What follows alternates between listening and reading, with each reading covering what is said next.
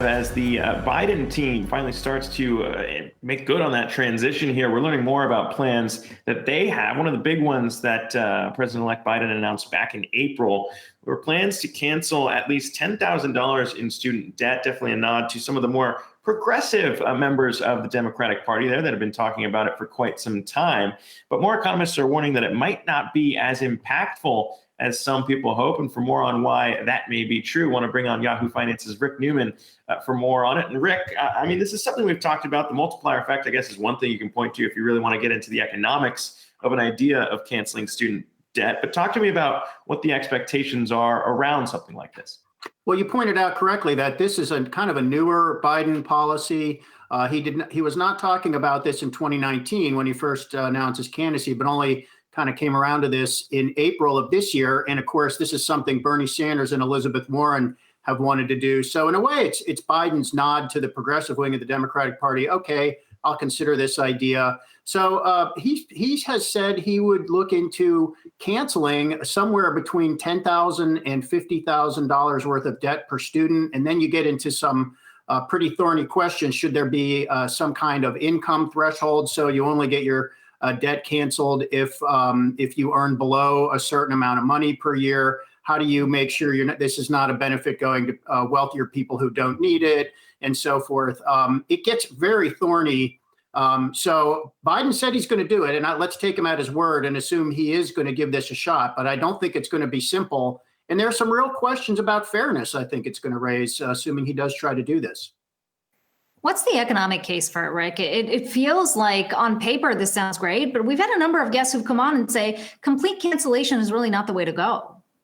You know, so there is a case for doing this. I mean, there is a lot of data showing that student debt is a real problem that holds back young people, especially people who may have borrowed to go to college, but then never finished. So you've got the debt without the degree. And, you know, there are just some people who just cannot get out from underneath this debt overhang. So in that regard, it makes sense to find a way out of this trap for those people. But then at a macroeconomic level, a lot of economists, including some Democrats, such as Jason Furman, who was President Obama's top economist at the White House, say the payback from canceling student debts is just very, very small. That's the multiplier Zach was referring to. So economists measure if you invest X amount, let's call it $100 in certain programs. The biggest payoff, honestly, comes from just giving people money or giving aid to states and cities so they can keep firefighters and cops and teachers on the payrolls.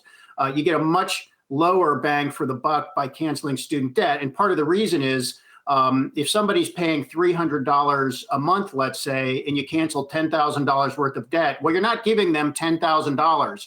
What you're doing is you're saving them $300 per month for many years into the future. So it's just not as effective as, just putting that money directly into the economy. Yeah, it's a very good point. And it's something that the Committee for a Responsible Federal Budget looked into in terms of that multiplier effect, just stacking up relative, as you said there. State and local aid comes in at about 0.88 times what's given there in terms of the student debt cancellation. The high estimate ranges from 0.23 down to 0.08 in terms of where this multiplier effect comes in. Even the Paycheck Protection Program, which isn't necessarily direct, right? That's aid given to small businesses. Even that's higher than what we're seeing play out here for exactly what you're talking about, because you don't see it as a check to go out and spend. You just see it as a burden lifted off your shoulders. But I mean, I don't think that's to be overlooked, right, Rick? When we talk about millennials in this generation that had been weighed down by that, delaying some pretty big decisions here, whether it's buying a house or even starting a family. I mean, there's something to be said, I think, about that aspect that maybe isn't.